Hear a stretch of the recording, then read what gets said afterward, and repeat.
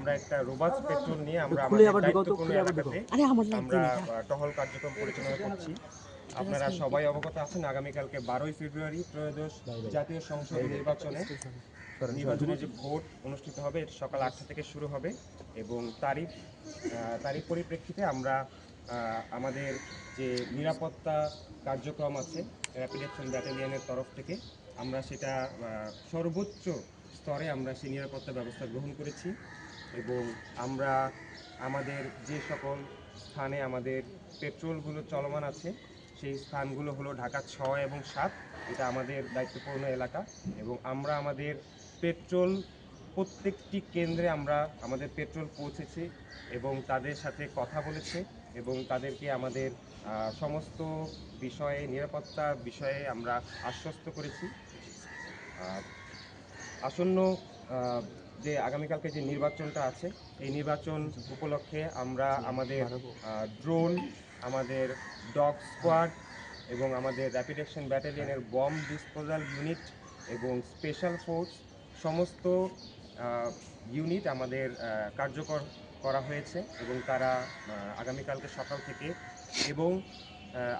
সকাল থেকে নির্বাচন পরবর্তী 2 দিন তারা মাঠে কার্যকর থাকবে এবং আপনাদের মাধ্যমে আমি দেশবাসীকে এবং আমাদের এলাকার সমস্ত সাধারণ জনগণকে আমি এটা আশ্বস্ত করতে চাই যে কোনো ধরনের গুজব এবং নাশকতামূলক কোনো কর্মকাণ্ড যদি ঘটে আমরা সেগুলো নির্মূল করার জন্য আমরা সচেষ্ট আছি এবং আমরা এই ধরনের নাশকতামূলক কর্মকাণ্ড এবং এই নির্বাচনকে বানচাল করতে যেই হোক না কেন, যে স্তরের লোকই হোক না কেন আমরা তাদেরকে ধরতে সক্ষম হব। এই সক্ষমতা আমাদের আছে, আমাদের র্যাপিড অ্যাকশন ব্যাটালিয়নের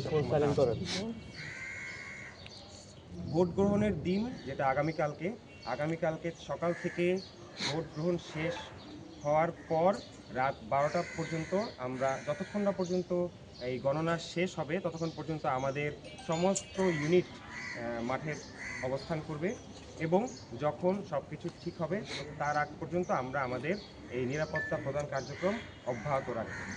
আপনাদের সবাইকে এখানে আসার জন্য অনেক ধন্যবাদ জানাচ্ছি। আপনার 2 আসনের অনেক কেন্দ্র ঝুঁকিপূর্ণ, নির্বাচন কমিশনের তালিকা থেকে লাস্ট গোয়েন্দা সংস্থার রিপোর্ট। এই ঝুঁকিপূর্ণ কেন্দ্রগুলোতে আপনি গিয়েছেন কিনা? আমরা অনেক কেন্দ্র দেখেছি সেখানে দেয়াল নাই, দেয়াল থাকলেও দেয়াল ভাঙা, কেন্দ্রের আশেপাশে যেখানে ভোট কক্ষ তার জানলা নাই, অনেক আমরা দেখেছি, এরকম অনেক জায়গায় আমরা ঘুরেছি। এই জায়গাগুলোর নিরাপত্তা কীভাবে আসলে নিশ্চিত করবেন আপনারা? আচ্ছা, আপনাদেরকে আমি নিরাপত্তা সংক্রান্ত একটু আপনাদেরকে আমি ধারণা দিতে চাই। আমরা সার্বিক নিরাপত্তার আমরা একটা স্তর, প্রথম যে স্তরটি আছে সেটা হলো পুলিশ, আনসার বাহিনী এবং বিজিবি। তারা সর্বপ্রথম নিরাপত্তার প্রথম ধাপটুকু সম্পন্ন করবে। দ্বিতীয়, যদি এর থেকে কোনো গুরুতর কোনো ঘটনা ঘটে যেটা পুলিশ, আনসার বাহিনী এবং বিজিবির সমন্বয়ে এটা মানে নির্মূল করা সম্ভব হচ্ছে না, সেক্ষেত্রে আমাদের র্যাপিড অ্যাকশন ব্যাটালিয়ন, আমাদের সেনাবাহিনী এবং অন্যান্য সমস্ত আইনশৃঙ্খলা রক্ষাকারী বাহিনীর মাধ্যমে আমরা সেটা নির্মূল করার চেষ্টা করব। আর যে সেন্টারগুলোর কথা আপনি বললেন, ঝুঁকিপূর্ণ সেন্টারগুলোর কথা বলেন, এই সেন্টারগুলোতে প্রত্যেকটি সেন্টারে আমাদের লোকজন ভিজিট করেছে এবং আমি 2টো সেন্টারে পার্সোনালি আমি ভিজিট করেছি। ওখানে আমি যেয়ে দেখেছি যে কিছু একটা ঝুঁকিপূর্ণ প্রবলেম আছে। আপনি যেটা বললেন যে দেয়াল ভাঙা, লোকজন ঢুকে পড়তে পারে, এটা আসলে নির্বাচন কমিশনের যে লোক আছে তাদের মাধ্যমে এটা আসলে সমাধান করা উচিত, কারণ আসলে আমরা ওই জায়গাটুকু পর্যন্ত আসলে মানে কাজ করতে পারবো না, কারণ এটা আসলে নির্বাচন কমিশনের ব্যাপার।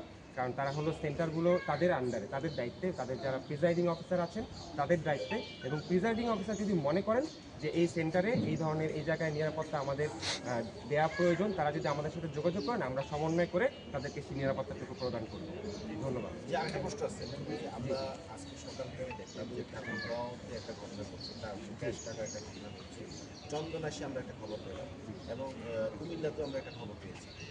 এই আসনগুলোতে যদি এরকম ক্যাশ টাকা এই মুহূর্তে হয়, এই মুহূর্তে লেনদেন হয় অথবা পরিবহন আসলে করা এটা হয়, তো নির্বাচন কমিশনের পরিপত্র অনুযায়ী এটা তো একটা আসলে একটা ধারণা দেওয়া আছে যে কতটুকু টাকা একজন নির্বাচন প্রার্থী সংসদ প্রার্থী উনি খরচ করতে পারবেন। এখন তার থেকে বেশি যদি উনি খরচ করেন, এটা আসলে আমাদের এটা নির্বাচন কমিশনের একটা সেলই আছে এটা মনিটর করার জন্য। আসলে এটা তারাই মনিটর করবেন।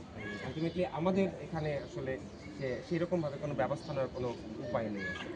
এই টাকা যখন গ্রহণ করবে আপনারা কি চেক পোস্টে টাকা পেলে কি করবেন? আচ্ছা আচ্ছা আচ্ছা, যদি আমাদের কাছে এই ধরনের কোনো নিরাপত্তা প্রদান করার জন্য যদি আমাদেরকে বলা হয় নির্বাচন কমিশন থেকে যে আমাদের হিউজ পরিমাণে একটা টাকা পয়সা এখানে মুভমেন্ট হবে, আপনারা আমাদেরকে নিরাপত্তা প্রদান করেন, সেক্ষেত্রে আমরা হয়তো নিরাপত্তা প্রদান করবো। বাট এই মুহূর্তে আসলে আপনাকে আমি এই বিষয়ে বলতে পারছি না, কারণ আমাদের কাছে এই ধরনের কোনো ইনফরমেশন নেই যে নির্বাচন কমিশন থেকে আমাদেরকে কোনো কিছু জানানো হয়। যদি যারা মনে করেন তাহলে হয়তো বা আমরা নিরাপত্তা প্রদান করব। ব্যালট বক্স কমান্ডার, যদি কোনো কেন্দ্রে মানে মব সৃষ্টির মতো কোনো ঘটনা ঘটে সেই ক্ষেত্রে আপনাদের র্যাব থেকে কি অ্যাকশন থাকে? আচ্ছা, মব এটা আমরা তো আসলে নির্বাচনী পরিপত্র অনুযায়ী আমরা কিন্তু স্ট্রাইকিং ফোর্সের আন্ডারে। তো আমাদের প্রথম যে ধাপ এটা পুলিশ এবং বিজিবি তারা এটা আসলে মানে কন্ট্রোল করার চেষ্টা করবে। তারা যদি না পারে তখন আমরা ইন্টারফেয়ার করব। ব্যালট বক্স নিয়ে যদি কোনো অসঙ্গতি দেখেন বা কোনো ব্যক্তি যদি ব্যালট বক্সে বা ভোট চুরির কোনো ঘটনা আপনারা পান, সেক্ষেত্রে র্যাবের ভূমিকা কি থাকবে? আচ্ছা, এটা সম্পর্কে আপনাকে আমি বলি, আমাদের একটা নির্বাচন সুরক্ষা অ্যাপ আছে।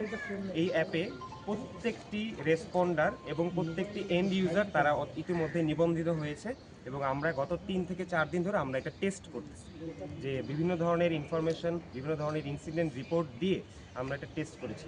প্রত্যেকটি প্রিজাইডিং অফিসার যদি তার ভোট কেন্দ্রে কোনো ঘটনা ঘটে, সাথে সাথে ওই অ্যাপসের মাধ্যমে ছবি তুলে ওই রিপোর্টটা তারা প্রদান করবেন। এটা এবং সাথে সাথে এটা আমরা জানতে পারবো এবং আমরা দ্রুত এটার বিরুদ্ধে ব্যবস্থা নেব।